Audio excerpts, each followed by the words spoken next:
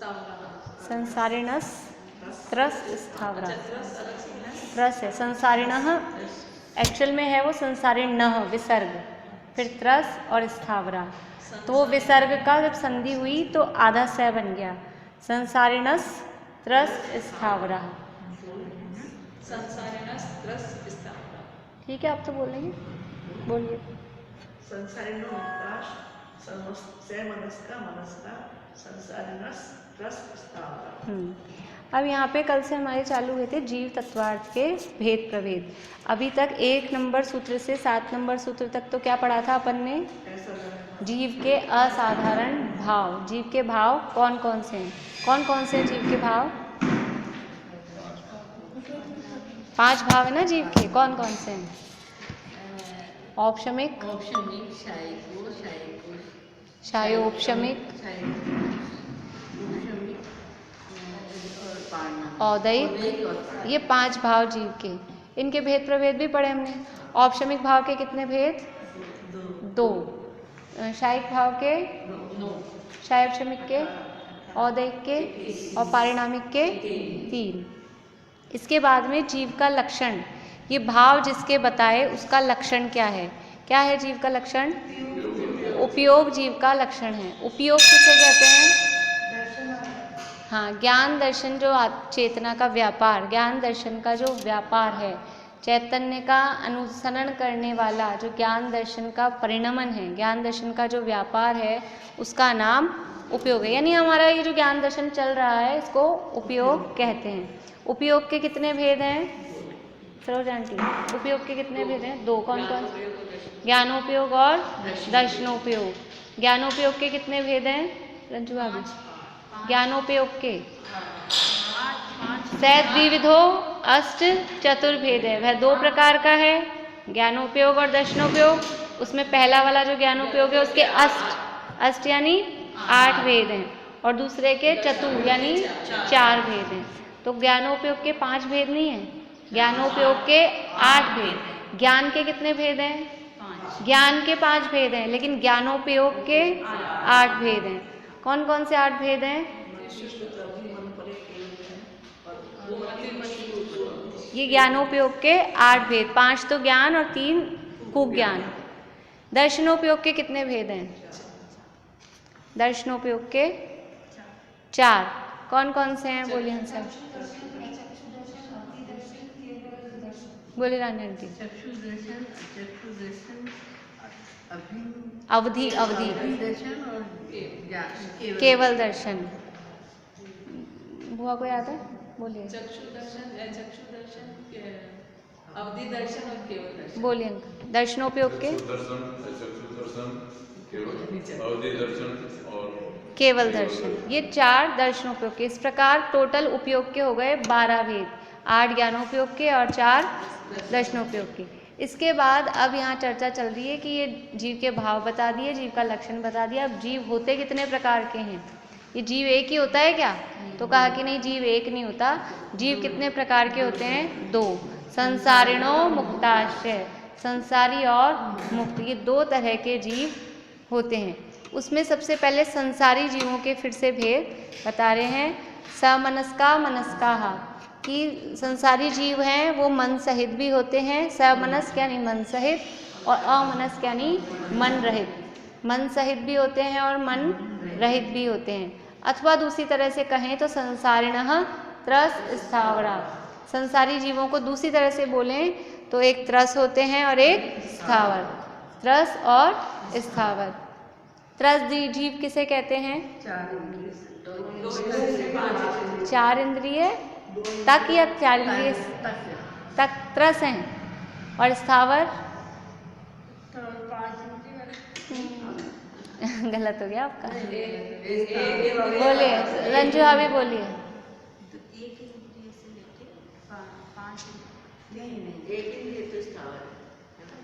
त्रस किसे कहते हैं? तो हाँ, 2 इंद्रिय से लेके 5 इंद्रिय तक सब जीव कहलाते हैं त्रस, और 1 इंद्रिय जीव कहलाते हैं स्थावर। अभी आगे आने वाले सूत्री द्विइंद्रियादयस्य सः, छेड़ाला में आई क्या इसमें फिर से? अब अभी सरल प्रकरण चल रहा है, मतलब यूँ। अब वो जो कठिन था वो निकल गया, अभी सरल प्रकरण है। वो थोड़ा कठिन लग रहा था आप लोगों को, अभी सरल है बात। चलिए, तो ये कल अपनी बात हो गई थी कि जीव जो मन सहित और मन रहित वाला जो भेद है, संज्ञ और असंज्ञ भेद है, ये कौन से इंद्रिय वाले जीवों में होता है? सब पंच। मन सहित और मन रहित का जो ये भेद है, ये कौन से इंद्रिय वाले जीवों में होता है? पंच इंद्रिय जीवों में होता है। एक इंद्रिय से 4 इंद्रिय तक के सभी जीव मन डैश ही होते हैं, मन रहित ही होते हैं। एक इंद्रिय से 4 इंद्रिय तक के सारे जीव मन रहित ही होते हैं। और ये जो सैनी असैनी का भेद है, ये कौन सी गति वाले जीवों में होता है? गति। अब गति पूछ रही हूँ, गति कितनी होती है? हाँ, ये सैनी और असैनी का भेद अगर गति में देखा जाए तो तिर्यंच गति में ही होता है। मनुष्य सारे सैनी हैं, देव सारे सैनी हैं, और नारकी भी सारे सैनी मन सहित ही हैं।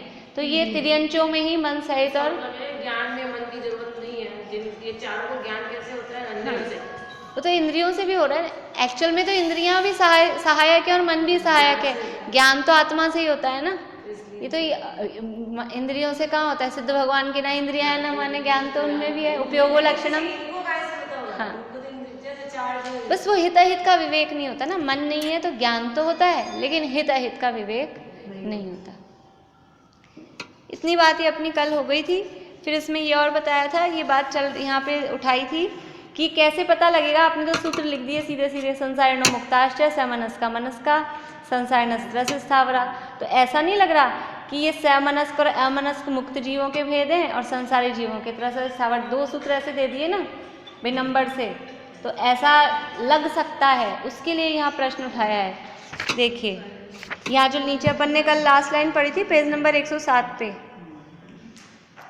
107 पेज पे नीचे की लास्ट 2 लाइनें। सैनी असैनी और त्रस स्थावर ये सभी भेद संसारी जीवों के हैं। यह बताने के लिए ही दोनों के बीच में संसारिणः पद डाला गया। ये दोनों ही संसारी जीवों के भेद हैं, क्योंकि ये बीच में संसारिणः लिखा है। समनस्का मनस्का, फिर संसारिणः त्रस स्थावरा। वरना ऐसे भी लिख सकते थे, समनस्का अमनस्का और फिर त्रस स्थावरा, संसारिणः डालते ही नहीं। तो ऐसा समझ में आ जाता कि वो मुक्त जीवों का है ऊपर वाला सूत्र, नीचे वाला सूत्र संसारी जीवों के भेद के लिए है। लेकिन यहाँ बीच में संसारिणः शब्द लिखा है, इसका मतलब है ऊपर वाले सूत्र में भी ये जुड़ रहा है और नीचे वाले सूत्र में भी जुड़ रहा है। यह देहरी के दीपक जैसा प्रयोग है। जिस प्रकार देहरी पर रखा गया दीपक कमरे में भी उजेला करता है और आंगन में भी, उसी प्रकार यह संसारिणः पद भी देहरी का दीपक है। यह सैनी असैनी पर भी लगता है और त्रस स्थावर पर भी। इसे मध्य दीपक भी कहते हैं। जैसे एक आप लोगों ने पढ़ा होगा नमोकार मंत्र में, नमो लोए सव्व साहुणम। तो लोए और सव्व ये अंत दीपक है। लोए और शब्द सव्व जो शब्द है ऊपर नमो और हंताणम इतना लिखा है, लेकिन उसमें भी लगाना अर्थ जब हम करते हैं तो क्या करते हैं? नमो और हंताणम का अर्थ क्या करते हैं? हाँ, अरहंतों को नमस्कारो इतना नहीं, 3 लोक के समस्त अरहंतों को, तीनों कालों के समस्त अरहंतों को। लोए और सव्व तो वो पूरा बने तो कैसा बने? नमो लोए सव्व अरहंताणम, नमो लोए सव्व सिद्धाणम, नमो लोए सव्व आयर्याणम, नमो लोए सव्व उवज्झायाणम और नमो लोए सव्व साउणम। लोक के सभी अरहंतों को नमस्कार हो, लोक के सभी सिद्धों को नमस्कार हो। अर्थ तो अपन ऐसे ही करते हैं ना, लेकिन वो लिखा केवल लास्ट वाले में है। इसका मतलब है उसको बोलते हैं अंत दीपक। भी लास्ट में लिख दिया तो ऊपर उसको समझ लेना। यदि ऐसा नहीं करते तो क्रमानुसार संबंधी नियम के अनुसार यह भी समझा जा सकता था कि सैनी असैनी ये भेद तो संसारी जीवों के हैं और त्रस स्थावर भेद मुक्त जीवों के। क्योंकि ऊपर सूत्र था ना संसारिणो मुक्ताश्च, तो एक सूत्र संसारी जीवों का हो जाता है, एक मुक्त जीवों का हो जाता है। यहाँ एक प्रश्न सहज ही उत्पन्न होता है। सिद्ध भगवान। हाँ, ये कल बात आ गई थी ना, एक पहले से 14वें गुणस्थान तक के सभी जीव संसारी हैं। गुणस्थानों में जो जीव हैं तो गुणस्थान 1 से 14 हैं। 1 से 14 गुणस्थान तक के सभी जीव संसारी हैं, और जो गुणस्थानों में नहीं है, गुणस्थानों से पार, ऐसे कौन है? सिद्ध भगवान, वो मुक्त है।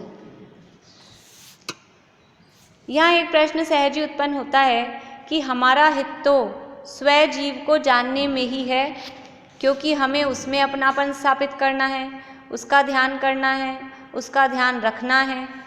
हमें इन त्रस, स्थावर और संगी असंगी जीवों के जानने में क्यों उलझाते हो? इतना काहे को हमको पढ़ा रहे हो आप? ये 1 इंद्रिय 2 इंद्रिय, हमें तो अपना बता दो भाई, तुम जीव हो और तुम अपने को जानो, छुट्टी। काहे को इतने सारे प्रपंचों में हमको फंसाते, हमको याद भी नहीं होते, और चक्कर फालतू। नहीं, ऐसा लगता है अपने को कि हमको काहे को इतना पढ़ा रहे हो जबरदस्ती का, ये फालतू में इतने सारे वो पढ़ा दिए भाव और ये वो, अपने को तो बस तुम आत्मा हो ये सिखा दो। और लेकिन इतना बताने से आत्मा का भाव भाषण नहीं हो रहा ना, इतना तो कह दिया हम जीव हैं। तो हमें समझ में नहीं आता, एक तो खुद की आत्मा का अनुभव नहीं होता, और अपनी आत्मा का अनुभव हो तो और जगत में जीव कौन से कहाँ हैं। देखिए एक दोहा चलता है, दया दया सब ही कहे, दया न जाने कोई। दया दया सब ही कहे, दया न जाने कोई। एकदम से स्लिप हो गई दिमाग से। मतलब उसका भाव यह है कि जहाँ पर जीवों की उत्पत्ति हो रही है, जीवों के भेद प्रभेद जाने बिना दया कहाँ से होए। वो शब्द निकल गया एकदम से दिमाग से। ऐसा कुछ वो दोहा है कि जब तक हमें पता नहीं चलेगा कि यहाँ हिंसा हो रही है, यहाँ हिंसा हो रही है, यहाँ हिंसा हो रही है, अभी अपन नहीं बोलते हाँ हमें पता ही नहीं था, अपन कुछ काम कर रहे हो और फिर कोई कहे गलत है, इसमें तो पाप लगता है, इसमें हिंसा होती है, हमें तो पता ही नहीं था, हम तो आज तक ही ऐसा करते आ रहे थे। तो अब हमें पता ही नहीं कि कहाँ कहाँ जीव हैं, हम अहिंसा का पालन कैसे करेंगे, हिंसा से बचेंगे कैसे? तो उसके लिए भी कहाँ कहाँ जीव हैं ये हमें पता। हाँ, जीव समाज में सभी। हाँ, तो उसमें मांस भक्षण का दोष लगता है। ठीक है, ऐसा ही खून होता है ना, ये खून, इस खून में त्रस जीव होते हैं, और जहाँ त्रस जीव होते हैं वहाँ मांस का दोष लगता है। त्रस जीवों के शरीर को मांस कहते हैं। तो मुंह, ये खून को मुंह में चूस लेना, ये मांस भक्षण का दोष है किसी भी रूप में। वही बात कल चली थी, कल चली थी वो सारी बात। चलिए यहाँ देखो क्या जवाब दे रहे हैं उसका। अरे भाई, हम तुम्हें उलझाते नहीं हैं, हम तो इस संसार में फंसे जीवों को सुलझाने का मार्ग सुझाते हैं। संसारी जीवों के इन प्रकारों को समझाने का एक प्रयोजन तो यह है कि ये भी जीव हैं, इन्हें भी हम तुम जैसी सुख दुख की अनुभूति होती है, सुख दुख का अनुभव होता है। हमें इनसे जीवों जैसा ही व्यवहार करना चाहिए। हमारे हृदय में इनके प्रति करुणा भाव रहे, इसमें इनके जीवत्व का ज्ञान करना आवश्यक है। हमें पता ही नहीं कि ये भी हम एक कुछ धर्म संप्रदाय वाले ऐसे हैं, वो केवल मनुष्यों को जीव मानते हैं, बस मनुष्य दया। बाकी गायों को, मतलब कीड़े मकोड़ों को तो छोड़ा, गायों को भी, पशुओं को भी जीव नहीं मानते हो। बलि वगैरह जो चढ़ा रहे हैं, जो नॉनवेज मतलब उनका मांस खाते हैं, वो उनको तो ना, इनको तो भगवान ने हमारे लिए बनाया है, ऐसे बोलते हैं। क्रिश्चियन में भी यही चलता है, मानव दया पूरी पालेंगे, अस्पताल खोलेंगे, मानव सेवा करो, बस मनुष्य ही होते हैं जीव। तो जब तक ये पता नहीं चलेगा, अभी तो चलो कीड़े मकोड़े, हाथी घोड़ा गाय कुत्ता ये तो दिखता है, यहाँ तो हम तो कहते हैं पृथ्वी, जल, अग्नि, वायु, वनस्पति, इस सब में जीव है। अभी कौन कहे और कैसे कहे, जब तक पता नहीं हो कैसे उसकी चलते फिरते पेड़ की पत्ती हाथ में ही तोड़ते चलते हैं। कहीं बैठे हो जमीन पे, ऐसा ग्राउंड हो, मिट्टी उखाड़ देते हैं, करते हैं कि नहीं करते? भी यहाँ ऐसे बैठ जाएं जहाँ मिट्टी वाली जगह है, पैर से नहीं, हाथ से नहीं, कोई लकड़ी लेके कुरेद देंगे उसको, बिना बात आग जलाएंगे, लाइट के स्विच ऑन ऑफ करते रहेंगे। ये सब क्या है? ये सब इसमें स्थावर जीव हैं। एक जो अग्नि की लौ होती है ना, एक बार लौ जलाई तो उसमें क्या है? एक अग्नि का एक जीव, असंख्यात अग्नि का एक जीव है एक लौ में। हमने गैस ऑन की और जला तो दी, फिर पता नहीं क्या सोच के तो जलाई थी और फिर बंद कर दी। कुछ काम समझ में नहीं आया। पहले सबसे पहले क्या करते हैं अपन, सबसे पहले तो गैस जला लेते हैं, उसके बाद ड्रॉर खोलते हैं, फिर भगोनी निकालते हैं कि फिर कढ़ाई निकालते हैं। तो वो इतनी देर जल गई ना वो, और फिर कुछ समझ में नहीं आता तो गैस बंद कर दी। तो ये क्या हुआ, ये जो इतने सारे असंख्यात अग्नि का एक जीव उत्पन्न हुए थे, अब आपने बंद कर दी, वो सारे मर गए। फिर दोबारा जलाएंगे। कितने बार में दिन भर ये नहीं होता हमारा, गैस चलाते हैं फिर बंद करते हैं, फिर गैस जलाते हैं फिर बंद करते हैं। अब ये तो घर गृहस्थी में इसीलिए हिंसा से बचा नहीं जाता, लेकिन इसमें भी जितनी हम सावधानी रख सकते हैं कि अभी बोलते हैं जैसे रात को जब सुबह पहले जब गैस चालू करो तो पहले एक बार पूरा उसके वो तो झाड़ लो, वो तो चींटियां कीड़े मकोड़े वो तो झाड़ना ही चाहिए, वो त्रस जीव नहीं।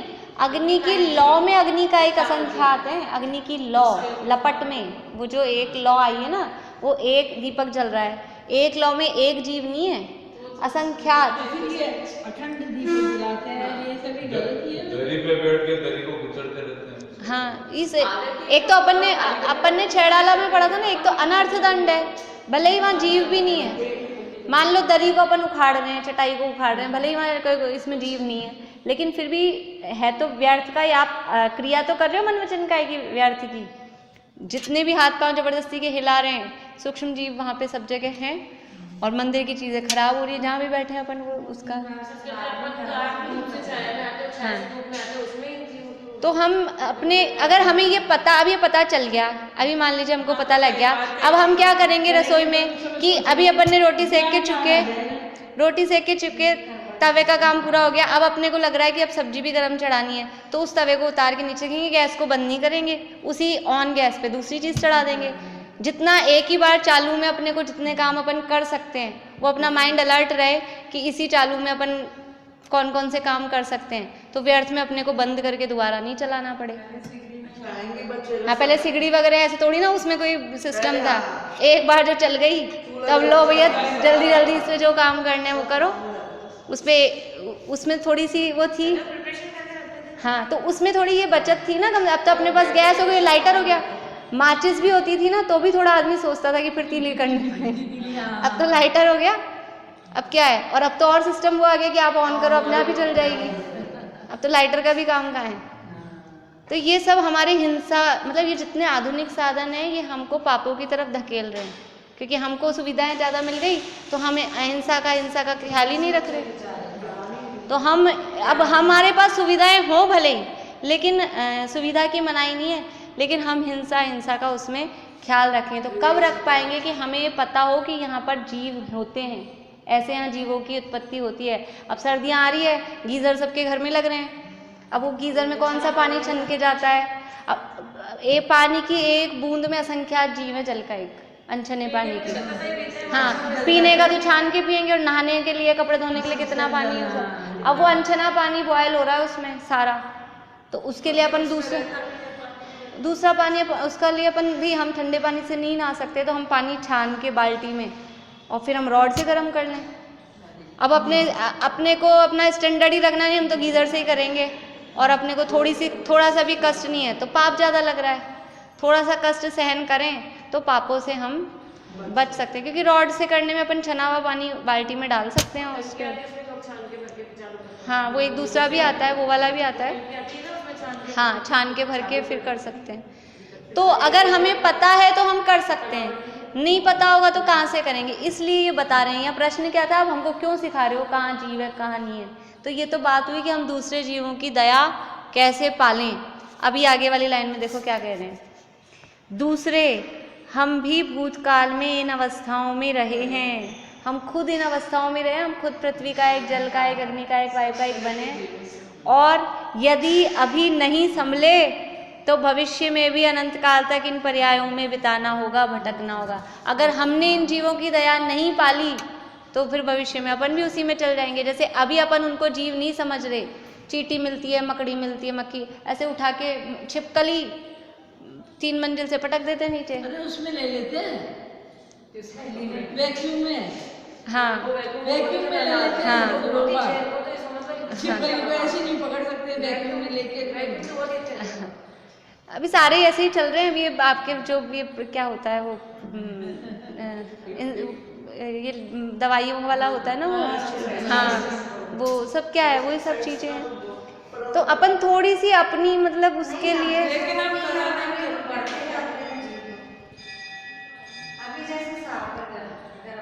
वो मर गए ना सारे, वो तो अपन ने कराया तो मर गए हैं ना। लेकिन अगर आप नहीं कराएंगे तो फिर हो जाएंगे वो। और ज्यादा हो जाएगा। और ज्यादा हो जाएंगे वो तो पहली बार कराए तब तो संसारी के उसमें रहते थे। वैसे होने से पहले ही कराए थे। नहीं होने से भैया हाँ टाइम हो गया तो करा लो। होते हैं, मरते निकलते हैं, मर के निकलते हैं जैसे भी। लेकिन जो हमारी गृहस्थी में हमें पता तो रहे, हमें खेद तो वर्ते ना कि हमारे इन कामों से हिंसा हो रही है, हमें पता तो रहे, खेद तो वर्ते। जब पता रहेगा, खेद वर्तेगा तो धीरे धीरे उससे विरक्ति भी आएगी कभी। और अभी अपन तो समझते हैं कि नहीं ये तो सब सही है, सब होना चाहिए, तो फिर अपने को कहाँ विरक्ति भी नहीं आएगी, खेद भी नहीं वर्तेगा।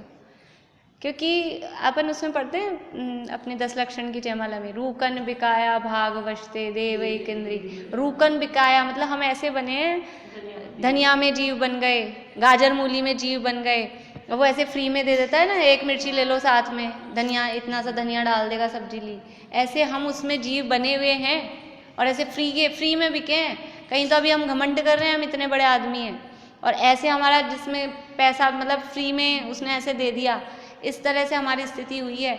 और अभी भी हमने अपने को जीव नहीं माना। सबसे पहले बात तो अपने को जीव माने, और जो अपने को जीव मानता है उसको दूसरे जीवों की दया आए बिना रहती नहीं है, उसको आती ही आती है दूसरों की दया। तो अपनी भी दया करे और दूसरे की भी दया करे, तब जाके इन दुर्गतियों में से भटकना रुकता है। नहीं, जिसको अपनी दया नहीं है, दूसरे की भी दया नहीं है, वो ऐसी जगह जाएगा, फिर कोई भी अपने पे भी दया नहीं करेगा, वो इसी तरह से रूकन बिकाया होंगे। इसलिए यहाँ पे ये बता रहे हैं। देखिए अब आगे स्थावर जीवों के भेद। विगत सूत्र में संसारी जीवों के त्रस और स्थावर इस प्रकार के 2 भेद बताए हैं।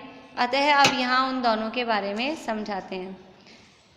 सरल है नाम, देखिए मैं बता रही हूँ, इसमें थोड़ा सा संधि है। पृथ्वी व्यप तेजो, पृथ्वी व्यप तेजो वायु वनस्पति है।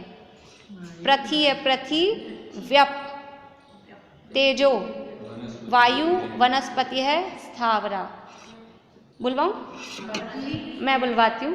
पृथ्वी व्यप तेजो वायु, बोलिए।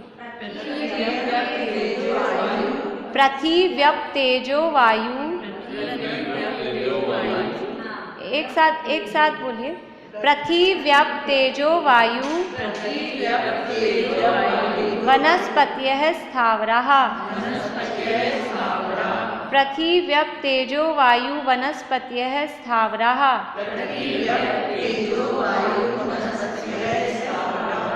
द्विन्द्रियादयस्त्रसाः, द्विन्द्रियादयस्त्रसाः। सरल है। स्थावर जीव किसे कहते हैं? पृथ्वी यानी पृथ्वी, व्यप यानी अप, हाँ जल पानी। ये व्यप दिख रहा है, ये है पृथ्वी, और अप शब्द है अप यानी पानी। ये शब्द है पृथ्वी और अप बन के पृथ्व्य, व्यप बन गया वो संधि होने से, हाँ तो वो व्यप बन गया है। पृथ्वी अप तेज, तेज यानी अग्नि, वायु यानी वायु, और वनस्पति यानी वनस्पति। तो वो संधि होके पृथ्वी व्यप ऐसा बन गया है। पृथ्वी का एक, जल का एक, अग्नि का एक, वायु का एक और वनस्पति का एक। ये क्या है? स्थावर। ये स्थावर जीव कहलाते हैं। यानी स्थावर किसे कहते हैं पूछा जाए तो एक इंद्रिय जीवों को स्थावर जीव कहते हैं। जिनके एक ही इंद्रिय होती है उनको स्थावर जीव कहते हैं। और त्रस किसे कहते हैं? द्विइंद्रियादयस्त्रसा। 2 इंद्रिय, यहाँ 5 नहीं लिखा है, यहाँ लिख रहा है 2 इंद्रिय आदि। द्विइंद्रियादय, 2 इंद्रिय आदि जीवों को त्रस कहते हैं। 2 इंद्रिय आदि जीवों को त्रस कहते हैं। तो कोई सोच सकता है कि त्रस कौन कौन से हो गए? 2 इंद्रिय, 3 इंद्रिय, 4 इंद्रिय, 5 इंद्रिय, 6 इंद्रिय, 7 इंद्रिय, 8 इंद्रिय। तो अगला सूत्र है नहीं पंचेंद्रियाणी, 5 इंद्रियां होती हैं, क्योंकि सूत्र में ये नहीं लिखा 2 से 5 वाले त्रस हैं, सूत्र में लिखा है 2 इंद्रिय से लेकर द्विंद्रियादय 2 इंद्रिय आदि वो त्रस हैं। तो अब अपने को तो पहले से पता है क्योंकि इंद्रियां 5 होती हैं, अभी उनके शिष्य को पता नहीं होगा आचार्य उमा स्वामी के, तो वो बोला अच्छा 2 इंद्रिय, 3 इंद्रिय, 4 इंद्रिय, 5 इंद्रिय, 6 इंद्रिय, 7 इंद्रिय आदि कह रहे हो आप, तो फिर उन्होंने कहा नहीं रुको पंचेंद्रियाणी, आगे वाला जो सूत्र है उसमें कहा नहीं इंद्रियां 5 ही होते हैं। इससे अर्थ निकल रहा है 2 इंद्रिय से 5 इंद्रिय तक के जीव रस होते हैं। देखिए पृथ्वी का एक, जल का एक, अग्नि का एक, वायु का एक और वनस्पति का एक। नहीं है अभी, फिर से बुलवाती हूँ। पृथ्वी व्यप तेजो वायु वनस्पतयः स्थावरः।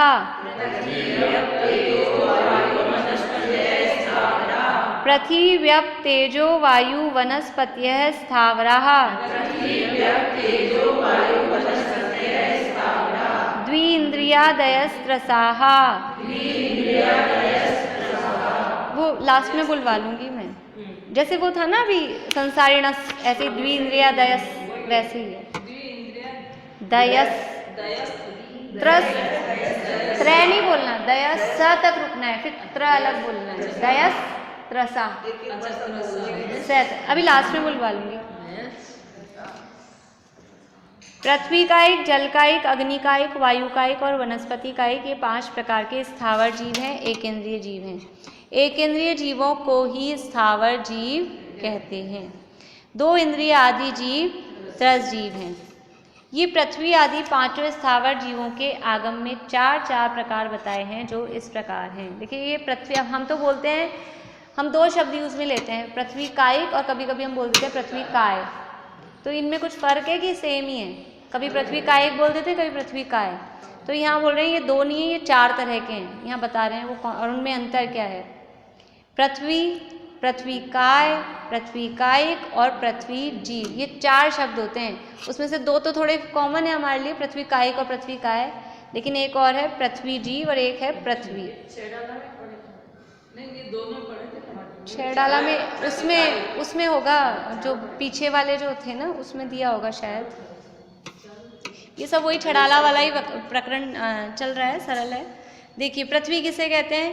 जो स्वयं से ही बनी हुई अचेतन जमीन है उसे पृथ्वी कहते हैं। या मतलब समझ लीजिए सामान्य रूप से ये जो 3 है ना, पृथ्वी का है, पृथ्वी कायिक और पृथ्वी जीव, इन तीनों को मिला के भी, और सामान्य रूप से जो जमीन है सामान्य रूप से, उसमें काय, कायिक, जीव ऐसा कुछ भेद नहीं कर रहे, उसे बोलते हैं पृथ्वी। जिस पृथ्वी में से जीव निकल गया हो उसे पृथ्वी काय कहते हैं। कैसे जीव निकलेगा? जैसे पहले वो पृथ्वी कायिक था, पहले एक बार पढ़ लेती हूँ चारों की डेफिनेशन। जीव सहित पृथ्वी को पृथ्वी कायिक कहते हैं। पृथ्वी कायिक किसे कहते हैं? जिसमें अभी जीव है उसे तो कहते हैं पृथ्वी कायिक। कायिक मतलब अभी जीव सहित है, और जिसमें से जीव निकल गया उसे कहते हैं काय, पृथ्वी काय। काय मतलब शरीर, अब शरीर रह गया, और कायिक मतलब वो जीव सहित है अभी।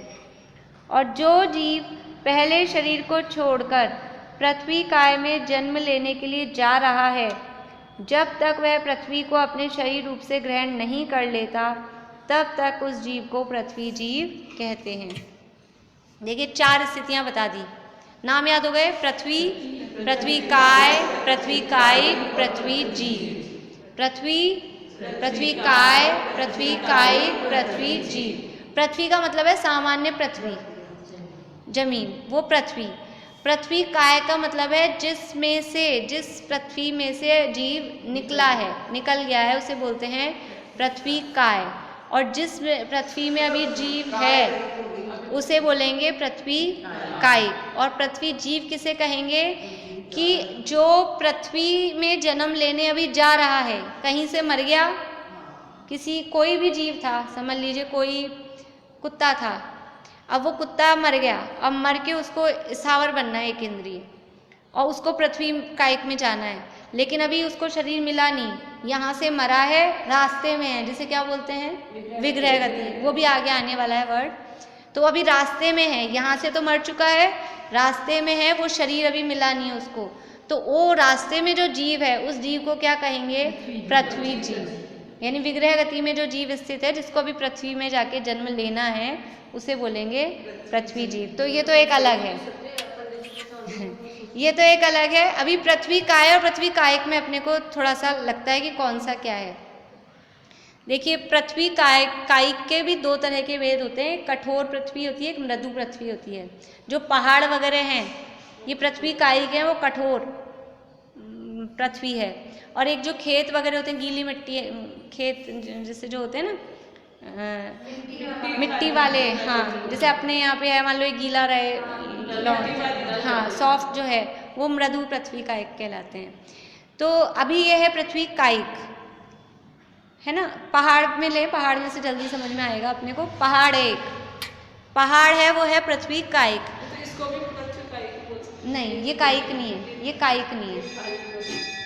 देखिए, कायिक किसे कहेंगे, कैसे पता लगेगा कि उसमें जीव है या नहीं है? कि जो और बढ़ रहा है। पहाड़ जैसे बढ़ते हैं, खान होती है ना, खान में से निकाले जाते हैं, मार्बल की खान है तो खत्म होता है कि नहीं होता है? खान बोलते हैं उसे जो खत्म नहीं हो, माइंस होती है ना। मतलब ये है कि उसमें से निकलता है, अपने आप वो बढ़ता जाता है। जिस भी चीज़ की खान है वो चीज़ उसमें से बढ़ती जाती है। हाँ, मतलब है कि उसमें वो जीव है, वो कायिक है। ये जो पहाड़ हैं, जैसे समझ लो अपने इधर झालाना के हैं, हाँ, मतलब जिनमें से जो माइंस जहाँ पर हैं, अब उनमें से कुछ निकल रहा है, पत्थर खनिज, तो वो कब बरसों से निकल रहा है, तो वो पहाड़ क्या है? पृथ्वी कायिक। जो और बढ़ रहे हैं, बढ़ने की क्षमता वाले हैं, वो कहलाते हैं कायिक। अब उसमें से एक हमने मार्बल का पीस निकाल लिया, निकाल के अब उसको ऐसे बिल्कुल बराबर अच्छे से कटिंग वटिंग करके यहाँ जड़ा दिया मंदिर में। अब ये क्या रह गया है? इसमें से जीव निकल गया, अब ये रह गया पृथ्वी काय। क्योंकि अब ये पड़ा यहाँ लगा हुआ बढ़ नहीं रहा। ऐसा भी हो सकता है कि कोई अपन ने इतना बड़ा पोर्शन उसमें से निकाला और रख दिया ऐसे कैसे, वो भी पड़ा बढ़ने लग जाए अगर उसमें जीव होगा तो। हाँ, लेकिन हम तो उसको निकाल,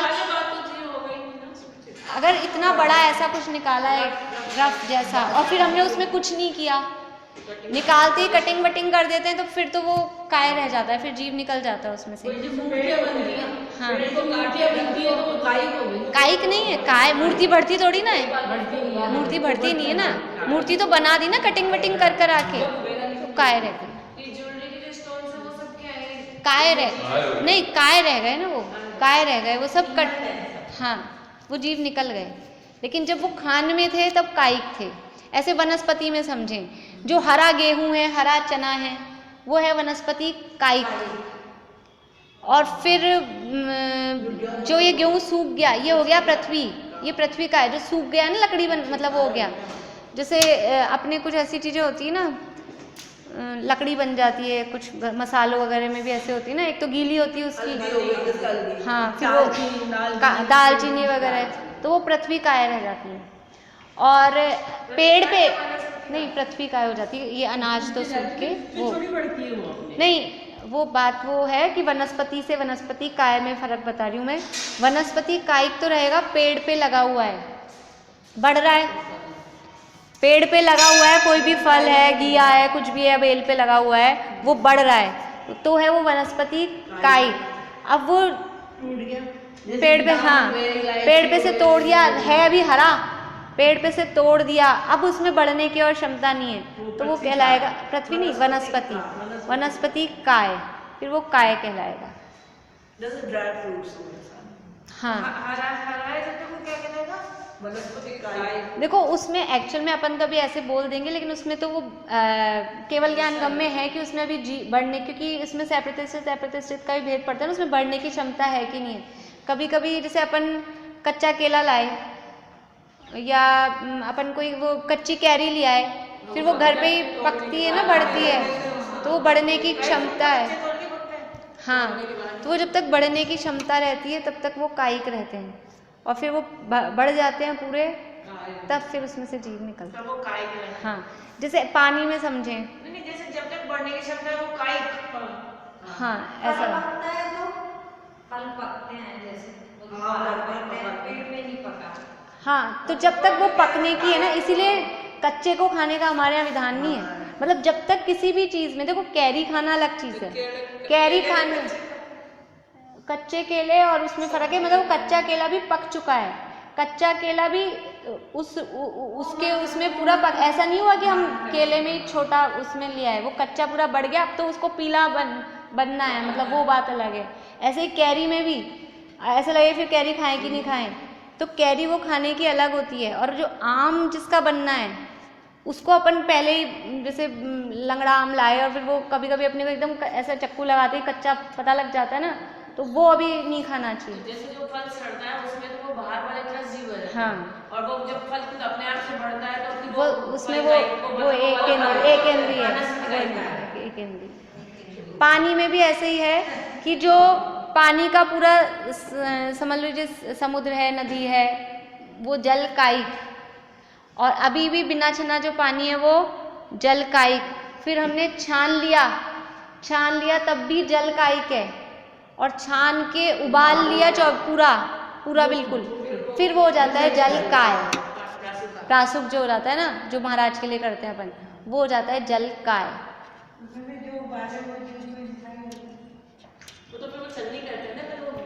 वो हाँ जल काय, लेकिन वो इतना इसीलिए ये गृहस्थी में इतना आरंभ करते हैं, लेकिन हमको वो जीव सहित पानी पीने का विकल्प नहीं है, हम वो जीव को निकल जाएं उसमें से फिर ही पीते हैं, तो वो जल काय रह जाता है, क्योंकि अब जीवन चलाने के लिए पानी भोजन, इसीलिए आप लोगों ने आहार दिए होंगे तो महाराज को साबुत चीज़ें नहीं देते हैं, मतलब फल फ्रूट भी होंगे, ऐसे नहीं केला पूरा का पूरा, रोटी को भी 4 पीस करके फिर ऐसे पपड़ी, वो उसका मतलब है उसको हमने नहीं, एक तो इसलिए कि कोई जैसे बाल वगैरह हो तो बीच में आ जाए, और उससे उसकी वो हो जाती है, मतलब जैसे प्रासुक वर्ड तो पानी के लिए होते हैं, वैसे ही वो मतलब वो हो जाती है, उसका वो हो जाती है, छिन्न भिन्न करके ही देते हैं ताकि कोई जीव जंतु हो तो वो पता लग जाए उसमें। साबुत चीज़ खाने में वो काइक वाला जैसा फीलिंग आती है। हाँ, हमें भी नहीं खाना चाहिए जैसे डायरेक्ट मुंह से एप्पल, अमरूद, ये शावकों को भी नहीं खानी चाहिए डायरेक्ट फल कोई भी। आजकल तो वैसे इतने अंदर से खराब आते हैं, ऊपर से बिल्कुल बढ़िया दिखें, अंदर से लटे हैं ये हो। हाँ, छिलके भी नहीं, कभी कभी अपन लोगों को लगता है ना अपने त्याग तो है नहीं, अब सफ़र में गए चक्कू नहीं लो जी ऐसे ही खा लो, होता ही है ना, पहले तो खाते ही थे ऐसे, तो ऐसे नहीं खाना चाहिए। हाँ, इसलिए चलिए, तो ये समझ में आ गया। पृथ्वी तो कॉमन रूप से, सामान्य रूप से पृथ्वी बोला, फिर जिसमें जीव, हाँ वो वैसे मैंने मतलब वो उदाहरण देने के लिए बताई थी। फिर जो जीव सहित है वो पृथ्वी कायिक, जिसमें जीव निकल गया वो पृथ्वी काय। उल्टा बोल रहे हो आप, जीव सहित है वो पृथ्वी कायिक, और जिसमें से जीव ऐसे ध्यान रखिए ना, जीव निकल जाए तो क्या रह जाता है, काय शरीर, तो वो काय है।